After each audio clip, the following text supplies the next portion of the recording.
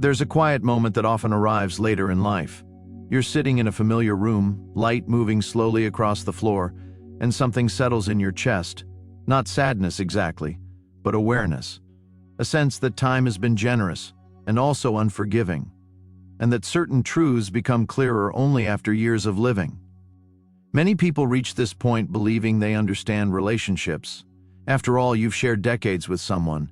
You've built routines, weathered challenges, shown up when it mattered, and on the surface, everything looks solid, stable, fine. But there's a realization that sometimes comes with age. Closeness and comfort are not the same thing. You may notice that a relationship can feel calm and functional, and yet quietly distant. You can share a home, a schedule, even a history, and still miss the deeper connection that once felt effortless. Not because of conflict or betrayal, but because life slowly crowded out intention. Have you noticed that quiet shift in yourself or in someone you love? For many couples, it doesn't happen all at once. It happens in small moments that seem harmless at the time. A conversation postponed because you're tired, an invitation declined because it feels impractical, a shared interest set aside for later, and later always feels like it will come. There's nothing unkind about those choices. In fact, they're often made with good intentions. You're being responsible, practical, focused on the big picture, providing, maintaining, being reliable. Those things matter. They always have.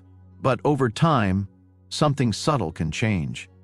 Connection doesn't usually disappear through arguments or dramatic events. It fades through neglect so gentle it's almost invisible.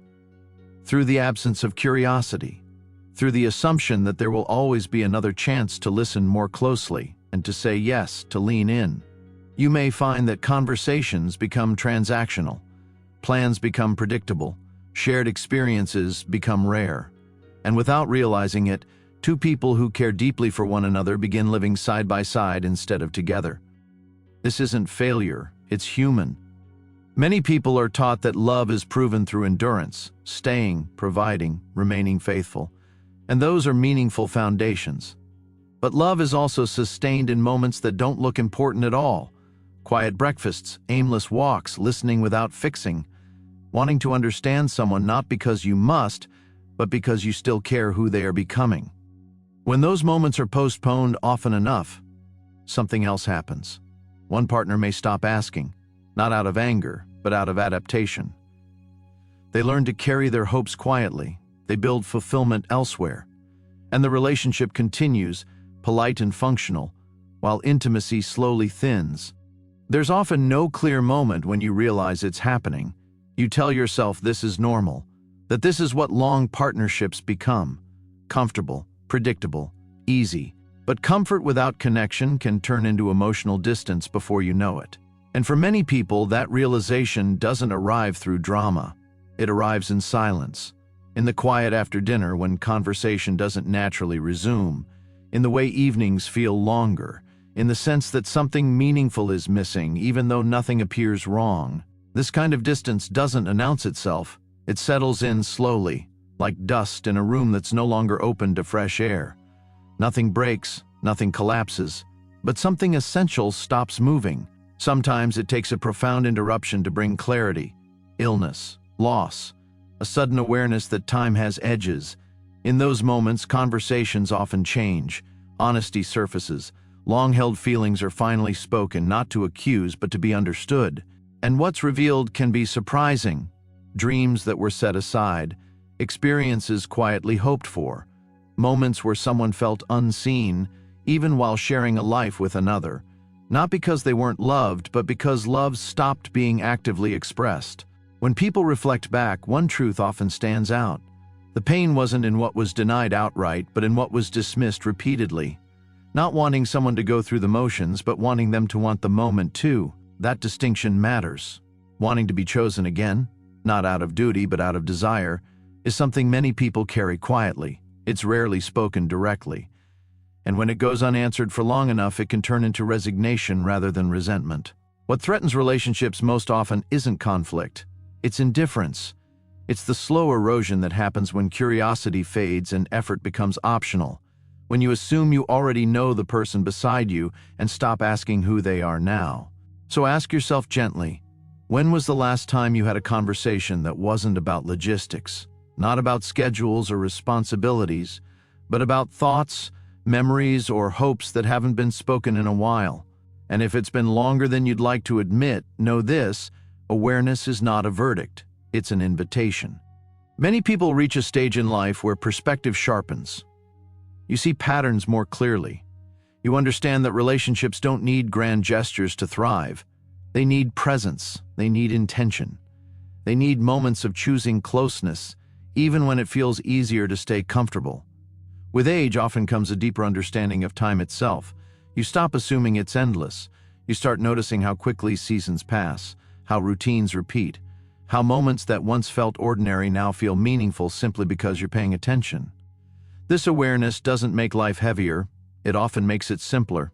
You begin to see that what nourishes connection is rarely complicated. It's shared attention, mutual interest, letting moments unfold without rushing past them, sitting together without distraction, letting silence be comfortable instead of empty. This applies not only to relationships, but to how you care for yourself as well. The way you move through your days, the habits you keep, the attention you give to both body and mind. It's why thoughtful reflection often overlaps with conversations about balance and senior health tips, not as rules, but as reminders that awareness is a form of care. There's another question worth sitting with.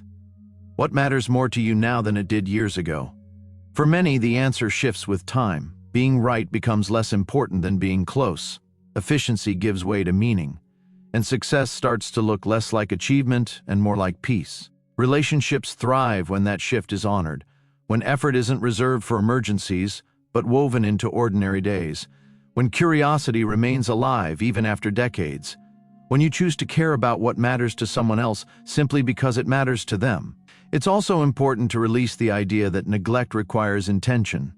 Most emotional distance isn't caused by cruelty, it's caused by distraction, fatigue, assumptions, life pulling attention outward instead of inward. And that means something hopeful. It can be addressed. Connection is not a one-time achievement. It's a practice, one that can be returned to even after long pauses, even after missteps, even after silence. If someone you love is still beside you, there is still space for reconnection. Conversations can be reopened. Shared experiences can be created, even if they look different than they once did. Presence can be practiced again. You don't need to make up for the past, and you only need to engage with the present. Near the end of reflection, another gentle question often arises. What would you want someone to know about how you loved them? Not how long you stayed, not what you provided, but how seen they felt, how understood, how valued in small, ordinary moments. This kind of reflection isn't meant to stir regret. It's meant to cultivate clarity. Aging doesn't take meaning away, it refines it. It strips away urgency and leaves behind what lasts. Every day offers an opportunity to choose connection over assumption, attention over habit, care over convenience. And that choice doesn't require perfection, only intention.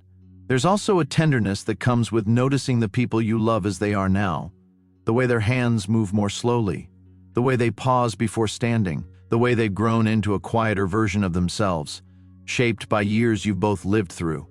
You may realize that loving someone well isn't only about the past you shared, it's about the present you're still building, the small moments that can still be chosen, not to prove anything but to feel each other again. Sometimes closeness returns through simple steadiness, a little more eye contact, a little more listening than talking, a little more patience with the parts of life that don't move quickly anymore.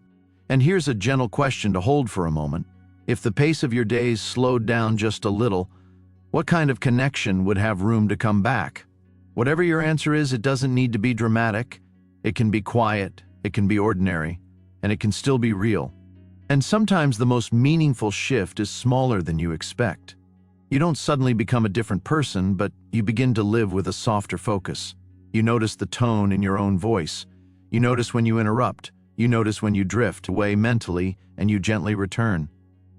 Because closeness isn't only created through special plans, it's created through small repairs, through coming back to a conversation when you could have stayed distant, through choosing warmth when it would be easier to stay neutral, through saying, "Tell me more," and meaning it. If you've been living on autopilot for a while, that doesn't mean you've missed your chance. It simply means your attention has been pulled in many directions, and now it can be gathered again.